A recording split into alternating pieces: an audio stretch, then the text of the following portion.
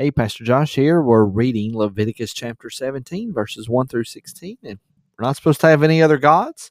We're going to see that all sacrifices are to be made at the temple and nowhere else because there's no other gods. And just like the Israelites were worshiping a golden calf when they were on Mount Sinai, apparently they have also been offering sacrifices to goats, to goat demons, which is especially important to remember from the last reading. I said that some will read when it says Azazel, this scapegoat, the Day of Atonement offering. Some will say that's offered to some sort of goat demon. I think I don't.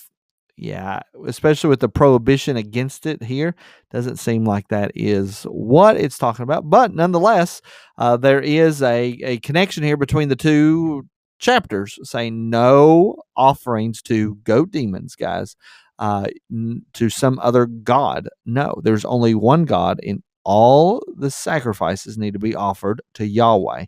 It may even be that anytime that they kill an animal, they're supposed to offer it to the Lord. Anytime they're going to kill an animal and eat it. So let's read the place of sacrifice and where it should be at. Lord spoke to Moses, saying, "Speak to Aaron and his sons and to all the people of Israel, and say to them, this is the thing that the Lord has commanded.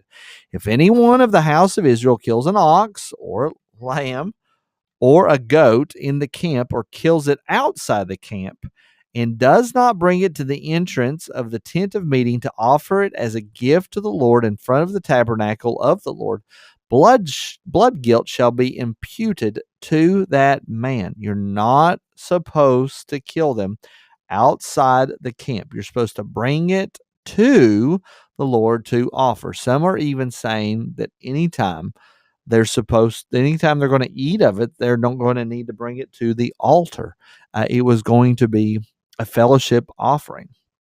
I personally prefer that view. There's a lot of sacrifices that was going to happen, and that all of their enjoyment of meat was going to be done in the presence of the Lord. Whether for you eat or drink or whatsoever you do all to the glory of God. That's what Paul writes in his letter.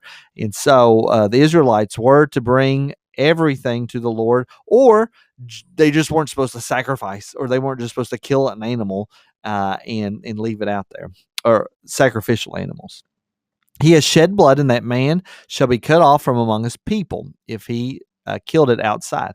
This is to the end that the people of Israel may bring their sacrifices that they sacrifice in the open field, that they may bring them to the Lord, to the priest at the entrance of the tent of meeting, and sacrifice them as sacrifices of peace offerings, fellowship offerings to the Lord. So if you're going to eat, that's fine. Yes, the Lord gets part of it, the priest gets part of it, and you get the rest. And the priest shall throw the blood on the altar of the Lord at the entrance of the tent of meeting, burn the fat for pleasing aroma to the Lord. So they shall no more sacrifice their sacrifices to goat demons, after whom they whore, saying this is prostitution, no other gods. This shall be a statute forever for them throughout their generations. And you shall say to them, any one of the house of Israel, or of the strangers who sojourn among them, who offers a burnt offering or sacrifice, and does not bring it to the entrance of the tent of meeting to offer it to the Lord, that man shall be cut off from his people. No, you cannot sacrifice to other gods. Now there's laws against eating blood. The blood, there's life in the blood. That's a big theme in Leviticus. And so when blood is shed, it is for atonement. It is for cleansing. And so there's a law against eating blood. If any one of the house of Israel or of the strangers who sojourn among them eats any blood, I will set my face against that person. Again, this promise that God will avenge you if you are just not doing things right. Always remember, God is watching you. And if you willfully disobey him, he has your phone number. He knows where you're at. As a promise, he will set his face against that person who eats blood, and will cut him off from among his people. For the life of the flesh is in the blood, and I've given it to you at the altar to make atonement for your souls. It is the blood that makes atonement by the life. Therefore, so you don't be just lackadaisical with the blood. Therefore, I have said to the people of Israel, no person among you shall eat blood, neither shall any stranger who sojourns among you eat blood. This is why in the New Testament, this idea of Gentiles that are becoming Christians and believing in Jesus, this is why there's a big statement of saying they can't eat meat that has blood in it, because to them, the whole idea of sacrificing, they it wouldn't make sense to them. Why would you wouldn't have blood in it? The blood is the life. It is used for sacrificial systems. You don't have the blood in it. So this is why ceremonially a Jew that became a Christian and right after Jesus rose from the dead would not want Gentiles then to eat meat with blood in it. Anyone who also of the people of Israel or of the strangers who sojourn among them, who takes in hunting any beast or bird that may be eaten, shall pour out its blood and cover it with earth. For the life of every creature is its blood. Its blood is its life. Therefore I have said to the people of Israel, you shall not eat the blood of any creature, for the life of every creature is its blood.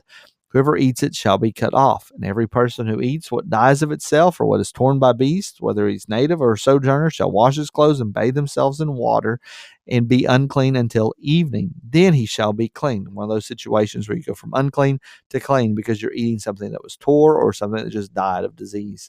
But if he does not wash them or bathe his flesh, what? He shall bear his iniquity. Yeah, he'll stay unclean forever, essentially. Pray that's been a blessing to you all. I'll see you in the next video.